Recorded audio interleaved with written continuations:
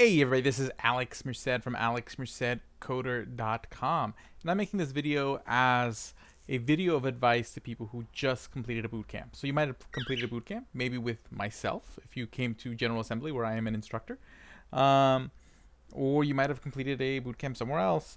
Although, again, if you're considering a bootcamp, come hang out with me at GA. Trust me, we put on a good show. I'm doing this for a while, and I'm very happy. And I'm also a former student, so I can definitely say the results are pretty cool. Okay, but anyways, what should you do after you graduate? Now, I'm assuming that you've gotten some outcome support, some support with a career coach, so you have some idea of kind of how to undergo the job hunt. But at the end of the day, like, the big question is, how do you differentiate yourself between you and everybody else? Okay, you have all sorts of different levels of people who are being trained to be programmers, full stack programmers, data scientists, UI developers, all sorts of stuff. Bottom line is this: it's all about building your brand, okay, and building up your set of skills. Because at the end of the day, like, people see so many resumes, but you need to kind of create a whole sort of universe around yourself. So this is where your portfolio website becomes really important, and also networking. So and again, I'm sure these are things you've heard before. So my website here, devnursery.com, this is just sort of this little spot for free education that I got. What I recommend is joining our Slack community and Discord community so that we can meet other developers, other recent graduates who may already have had jobs, who may be able to give you some leads, other people who've been doing this a little bit longer who can give you some advice. Join those communities and meet people, okay? But also learn stuff, okay? And of course, you can learn from me by just going down to right here on devnursery.com and go to video tutorials, and you can find plenty of stuff for continuing education. So after you've completed your bootcamp, there's so much more to learn. There's a never-ending amount to learn, because literally, like, every language is like a universe unto its own, and every framework is a universe unto its own, and there's so much yet to come. So it's a never-ending story of what to learn. Okay?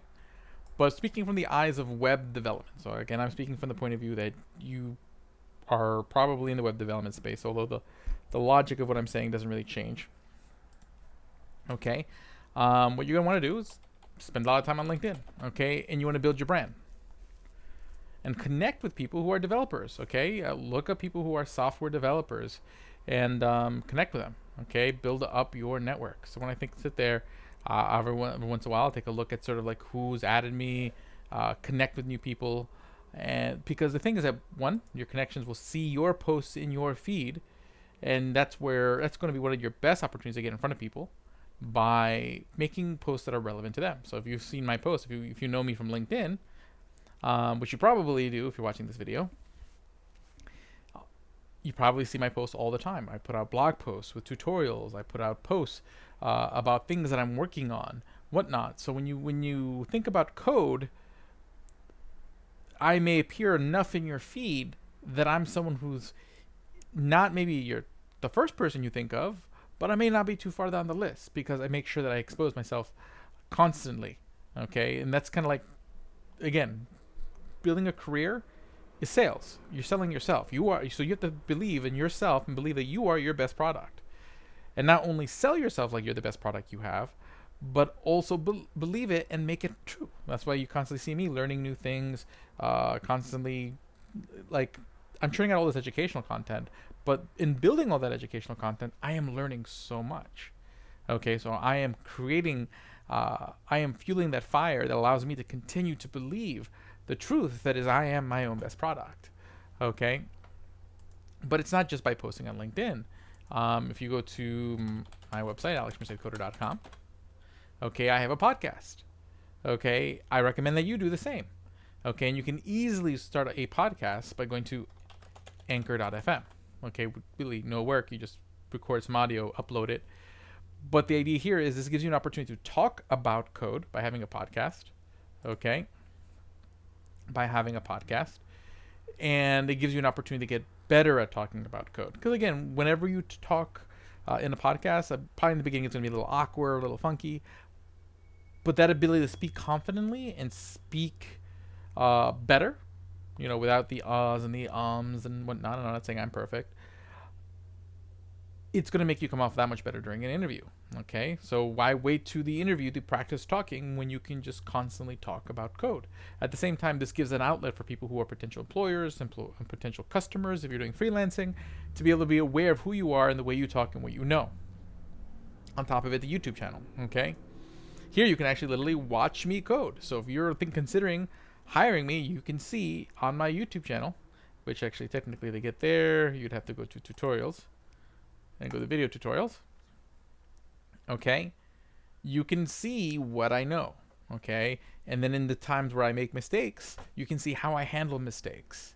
You can see that I actively try to learn as much as possible. Okay, so if you are a potential someone looking to hire a coder, whether again either as an employer or as a customer, you know that, hey, if there's something I need to learn, I'm gonna go learn it.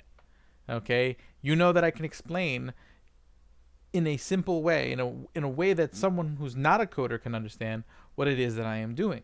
Okay, but that didn't happen just because I just naturally have that skill. Is I kept talking, I kept coding, and I got better. Okay, so you got to do that thing. But what I'm saying is that you document it. You don't just do it, but you document it through podcasts, through videos, so that way you build a brand that's authenticity. Also, at the same time, this is going to affect your search results. And again, if you don't take control of your search results for your name, then the rest of the world will. Someone with a similar name to you. You want people, because chances are a lot of places are going to Google search you. So you want them to find you, and you want them to find the skills that you're saying that you have. Okay? You want to have that brand accessible. Okay? So again, that's sort of to me, like sort of the main thought process. But a lot of other good things you can be doing is spending time on places like codewars.com and doing algorithms. Okay, I find this to be very useful because this is solving these challenges are just more about sort of like programmatic thinking than anything else, and also forces you to kind of get more acquainted with whatever language you're doing the kata in. So that's always a good journey.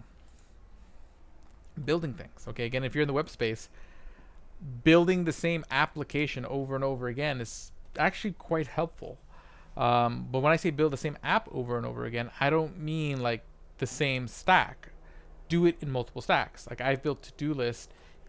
I've built the back end of a to-do list in probably several different frameworks. Express, Ruby on Rails, Django, Buffalo, Laravel. You just build the same thing over and over again because you start to learn and appreciate the differences of the different languages, the different frameworks. Because the fundamental thing you're doing is the same. You're creating a bunch of routes that point to controller functions that pull data in and out of a database through an ORM or an ODM and, send that as a response. But again, each one has slightly different patterns, slightly different tools. And after a while, you just start seeing that most of it's the same. There's slight differences. But usually once you've seen it so many ways, if you learn a new framework, like this morning I was looking at the Masonite framework, which is a framework in Python. That's sort of like a very Ruby on Rails-ish, but on Python. And reading through the documentation, I could see exactly what it's doing because I've done so many backend frameworks that just looking at it, it's just like I kind of know where things are going. Because I don't think of each framework as something that's completely different. You start realizing, okay, a lot of it's the same. You're just seeing how the same things are done in different ways. Okay, usually when you learn sort of like one or two frameworks, each one feels like such a drastically different discipline, but it really isn't. Same thing with front-end frameworks. So if you build that backend, that to-do list backend, then build it. I build an API in one language, then I will consume it in React, Angular, and Vue. I will build a React app. I will build an Angular app. I will build a Vue app. And I don't even build a Svelte app for that same application. I've built so many to-do list APIs and so many to-do list front ends, but you get acquainted with a lot of the basic principles of what all these frameworks use. So when you go to learn another framework or you pick up another library, again, it all transfers very easily because you kind of know the general thrust of how things work. You've seen it in so many different angles that it just becomes obvious. So I like those kind of repetitive exercises where I'm building the same thing but in slightly different ways. So I'm seeing the same. It's like the scientific method where you try to do the same thing with just a minor difference. You have everything is sort of controlled except for like one variable, but because you're only controlling that one variable, you have a very clear idea of what that one variable affects, what role it plays in the big picture. Same thing with building an app. So if you build a to-do list 100 times, but you change one thing of your stack, you change one different technology and how you build it every single time, it's going to be very clear what the role of that one thing is. Okay, and I think that's, to me, at least for me, it's been very instructive in understanding how that all works. And again, also just, applying for jobs. Okay, I spent a lot of time going over there to the job section and just applying. Okay, and you're gonna see job ads that ask for all sorts of ridiculous stuff. Like, let's just click on this Zippo one. Let's see what it says. Okay, manage administrative tasks for electronic e-commerce websites. Okay, fair. I want to see where it starts talking about like experience. Okay, so this one's a little bit more reasonable. 2 years of experience. jQuery frameworks. Okay, such as. So that's a little bit better worded. Sometimes they'll say, we want you to know everything. We own 10 years of experience, and we want you to have 10 years of experience in frameworks that have only lasted 2 years or something like that. At the end of the day, like, take a look at what the ad is saying and, use it to get suggestions of things you should be studying. But apply. Okay? Because at the end of the day, a job ad is a laundry list of wants. It's basically everything that company wants at a price that they're willing to pay. Problem is, what they want and what they're willing to pay for is not always aligned. Okay? So you may not necessarily be, the unicorn they want, but you may be the mighty steed they need. Okay? So take that opportunity and apply, because you never know. You may be what they need. And that might be where your long, illustrious career begins. But constantly, but also listen to podcasts and follow things. I listen to all sorts of web podcasts. I've tried to watch YouTube videos, try to keep up with the industry itself. At the end of the day, like, if you want to be successful in industry, not just like get by. I mean, like, you want to grow quickly. You got to really immerse yourself in the industry and kind of know what the trends are, what's going on.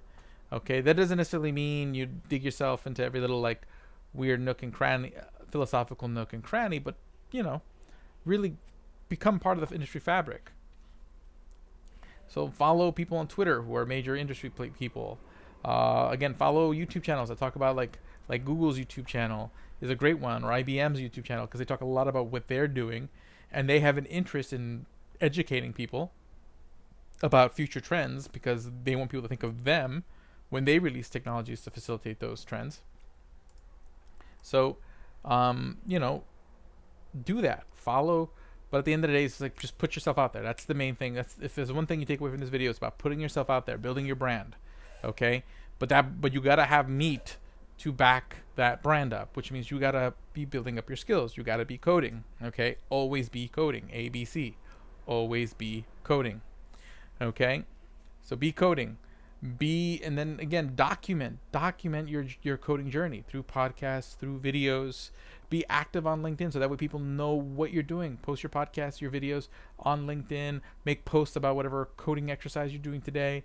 Again, it doesn't matter if someone reads that particular post or not. It's more about creating that sort of awareness that you post a lot and that you really care about coding. And you can't fake it. You gotta care. Because if you don't care, you won't be motivated enough to do all these things. Okay? So at the same time, you have to find passion in what you're doing if you want to reach for that brass string. So you got to put yourself out there. You got to develop those skills. You got to be determined. When you get stuck, when you run into a problem, you got to enjoy spending those hours on Stack Overflow, reading documentation, whatnot. You got to live for it. Because again, always when you go through those huge debugging journeys, bug hunts, you learn so many things along the way, and you got to love that and be excited about it. Because that's what's going to give you the energy, the motivation to every day be putting yourself out there, always be coding, and documenting that journey. Okay, so ABCD, always be coding and documenting your coding. Okay, but yeah, that's what you should be doing. Once you kind of got those fundamental skills, you know your Node, you know your Express, you know you've learned like another language like Ruby or Python, and you know like Django or Rails, and you're able to do a full stack website, but now you just need to become better at it. That's what you do. Keep adding more technologies, keep learning more libraries, keep building the same app but fancier. Okay, build a to-do list API. First, build a to-do list that's just front end. Then build a to-do list with a back end. Then build a to-do list with authentication where multiple users can have all their own to-do lists. Okay, then add JW jot tokens to that authentication. Okay, maybe use Passport.js so people can log in with GitHub or something to their to-do list account on your to-do list app. Keep adding stuff to it. Okay, make it where you can track which to-do list.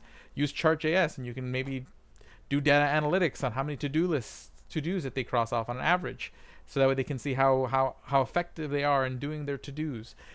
Get creative, have fun with it. Just find a reason to take anything you can learn and squeeze it into the same app, okay, and build upon it, and rebuild it. Okay, you get faster at it. Build libraries, okay.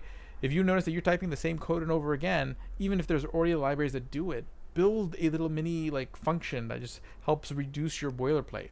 Okay, like I've done with Mongo Rester and my Merced React Hooks library, then saves me a lot of time. But in creating these libraries, I learned a lot, and also learned a lot about publishing a library, and debugging a library, and maintaining a library, and all this stuff.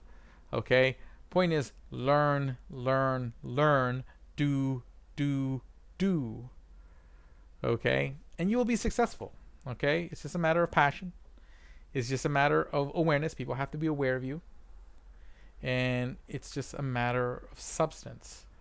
Developing yourself so that way you have the substance to provide. Okay? And even if you don't have all the skills and know-how, no one ever has all the skills and know-how that they want. I've never felt like I've learned everything I've wanted to learn and that I'm at a point where I feel completely confident in my skills. That's good. Okay? That imposter syndrome, that's good. Because that means you will keep trying. Harness it. Use it to your advantage. Okay?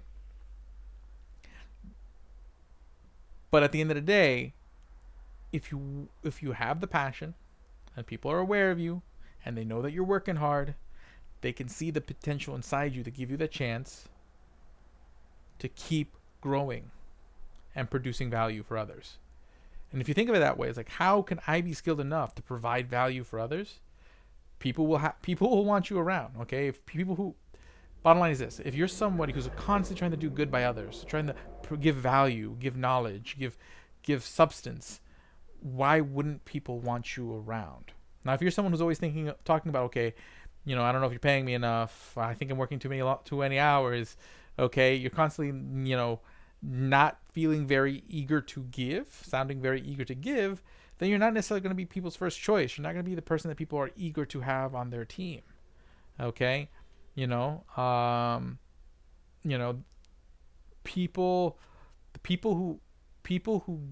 want people who give around them.